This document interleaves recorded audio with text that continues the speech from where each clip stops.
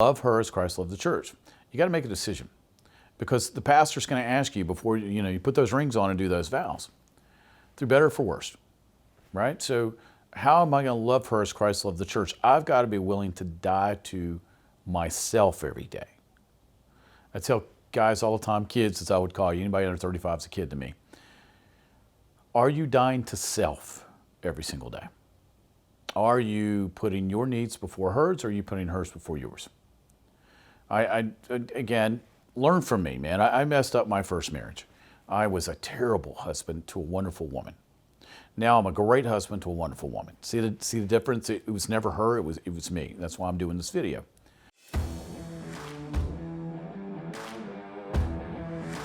Hey, welcome to another episode of What's Your Problem? Now, today, I don't know if it's a problem I'm going to handle, but it's a situation, if you want to say that. So here's the situation. I'm getting married next week. What do I do? All right, and now I'm just going to handle, I'm not talking about women, I'm going to talk about guys. Why? Because I'm a dude. I think I can speak to guys about guys, right? So you're getting married next week. What do you do? All right, so I'm going to give them the 1, 2, 3, 4, 5 order for you so you'll know. So number one, don't do it. No, I'm just kidding. I got that from Wedding Crashers. It's funny. What is it? Vince is sitting there going, don't do it. Don't do it. I don't feel that way at all. I've been with my wife 15 years. It's absolutely wonderful. I was married twice. First time I married a wonderful woman. I was the problem, not her. So I wished I would have been sitting in front of me, the 50-plus-year-old, when I was 23. That would have been great. So now I'm going to go over it with you. So what's the first thing that you need to do before you get married? Well, you have to make a decision to be the man that she needs. Yeah, I said that because what's the bad rap between the generations now? I'm tail end of baby boom. We were the hippies. Now I'm at the tail end, but I hit the hippie thing. But we understood what it was to be married. And now we're at X, Y, Z. So we go millennial, X, Y, Z, whatever it is. I think a lot of folks have lost what it means to be a man. You got to be the man she needs, the man she wants, the man she's going to need. Now, how do you know what that is? I talk to young guys all the time, and when I say young, 35 and under, they don't really get what it means to be a man. I was blessed. My grandpa was born in 1900. My great-grandma, 1875. So I got a pretty good spectrum of years, right? And my dad and my grandpa were both men's men. I mean, they were tough guys. And my heroes were Clint Eastwood, John Wayne, Lee Marvin. You see a theme here, right? George C. Scott. I like tough guys and westerns and war pictures. I didn't know what a man bun was. Had not been invented yet. I did not go to a manicurist, which I do now. Mani-pedis. I rock those now, man. I understand. My wife has evicted me from my tough guy life. But be the man she needs. What's that mean? Why don't you ask her? Yeah, believe it or not, women will tell you. I wrote a book about it. What men don't get about women. I wrote a book on this. Ask her. Ask her what she wants in a man. Now, you also have to ask your dad. You probably got a dad, grandpa, a mentor, somebody. What's it really mean to be a man? You got to protect her. All right, so be the man she needs, right? So you're going to protect her. You're going to love her. You're going to care for her. You're going to shut up when she needs you to shut up. What am I talking about? You have to decide, husband or coach. What do I mean by that? Well, a lot of fights start, especially young couples. Young couples, I hear this all the time. By the time we get older, we've worked this out. Why does he keep trying to solve all my problems? All I want to do is talk. Ever heard that? And I'm sure ladies will watch this. Ladies, you've ever said that? So you devise a plan, and this is what I do with my wife. I'll say before she starts, because she'll have a bad day, she wants to tell me about it, right? She just needs me to open my ears, keep my mouth shut. Remember, mouth to ears. It's a 2-to-1 ratio. You got one mouth, 2 ears. Listen twice as much as you talk. It's very simple, right? Simple rules. So she comes strong. She's had a hard day at work. All she wants to talk. So you say, husband or coach? If she says husband, zip it. You act like that thing is super glued so tight that King Kong could not get this thing open. Can't argue if all you're doing is listening and not talking, right? Now, at the end, once she's poured it all out, she may get up and leave the room. Okay, that's cool. She got it off her chest. Or she may go, now that I've gotten this all the way out, could you help me? Now you're coach. Now, leave the emotion at the door. Just say, from a non-emotional standpoint, what's logical sense? Because they don't need the tough guy. They don't, okay, this is happening at work. It's something going on at work. Relax. Logical, logistical steps. That's all she needs. Now, to be the man she needs, you got to protect her too. And what's that mean? Nobody messes with her. I like what Kenneth Copeland said about Gloria. You mess with my wife, you can be graveyard dead. Same thing with my wife. Nobody gets near my wife. My wife's the greatest thing ever happened to me. I treat her that way, and I'll treat you that way. Very simple. See how this works? And then I'm sure she's going to give you a list. I mean, I set my wife down and I said, what do you want? What do you want? All right, so, okay, we can do that. Because if I'm going to be what she needs and what she wants, don't I want to know what she wants? See, I'm smart enough to ask the questions, right? So, all right, which segues into the next one. I wrote a book about this too. Love her as Christ loved the church, Ephesians 5:25. When I do marriage seminars, or when I sit down with a carol, because I do weddings, I'm a pastor.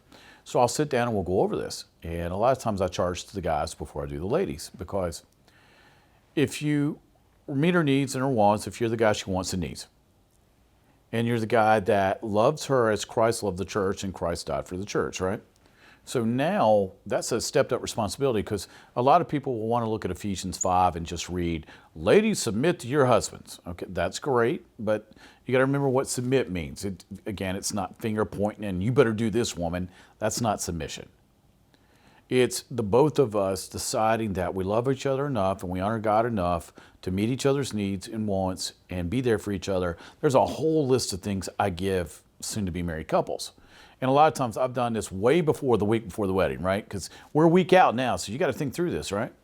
So it's love her as Christ loved the church. So she's going to have wants and needs. She's going to get sick. She's going to throw up on you. She's going to have your kids.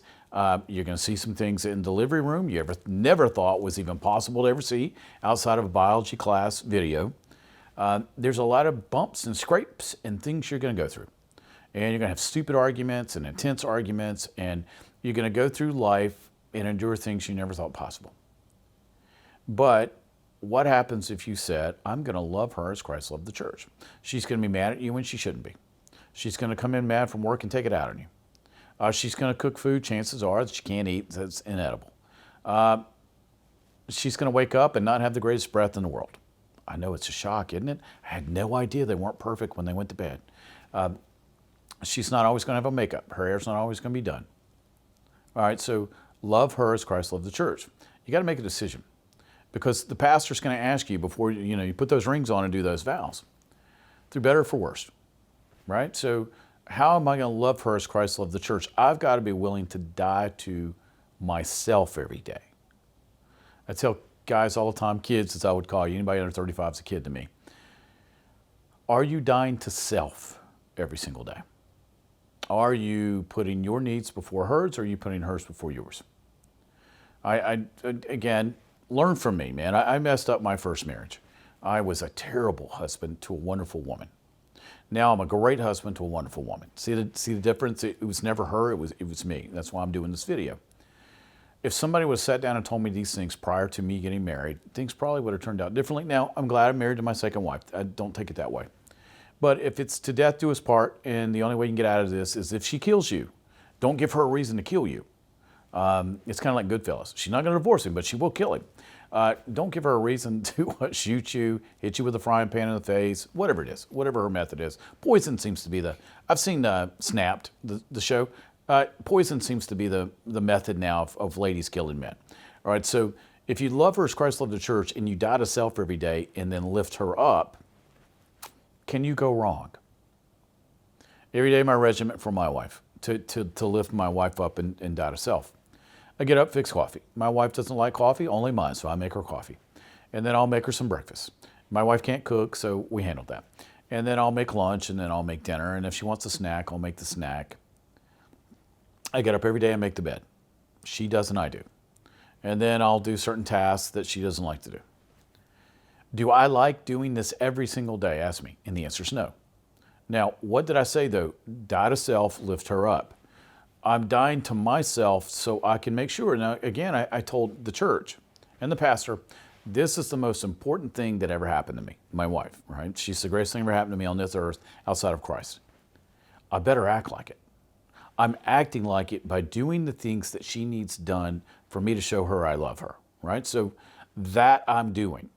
I'm dying to self because whether I feel good or not, I get up and do it. Why? She's the greatest thing that ever happened to me. I roll over every day, and I do stupid things to make her laugh, but I'll go, is every lady mad at you right now? And she'll go, why? I said, well, because you woke up sexier than any other woman in the world. Why aren't they mad? And she comes back with the same thing every time. You're so stupid. But does she mind me saying these things? Of course not. So I'm dying to self to make her feel better. Now, the next thing I'm going to tell you is establish the rules up front. How are we going to do business together? I tell people this all the time. Getting married is like merging two companies.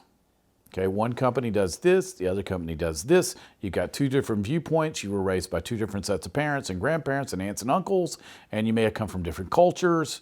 Look at me, I've dated every race on the planet. Black, white, Asian, Latin, Russian, you name it, I've gone out with them. And I dated 5 different continents, probably 5. So I ran the gamut, right? So what's the difference between men and women in different races? Nothing. Women are still women and men are still men. Now there's some sociological things, but we're not even going to talk about that. So establish the rules going in. I'm going to tell you a funny rule that we have in my house. My wife looked at me one time and people ask me all the time, why did you go out with your wife? I saw her boobs, man. I saw in the clothes. I didn't see them naked. People always go, did you have a religious reason? Did God just tell you? No, man, I saw that. I said, I got to see this naked. I'm going to invest some time into this. I'm being funny, but sort of. But she looked at me and she goes, all right, I need to tell you something before we get married. I can't cook. I'd eaten some of the meals. I understood that. She goes, so I'll make a deal with you. We can have sex anytime you want to through the duration of our marriage. If I don't have to learn how to cook and you'll do it. How fast do you think? I said, well, I'll do the cooking.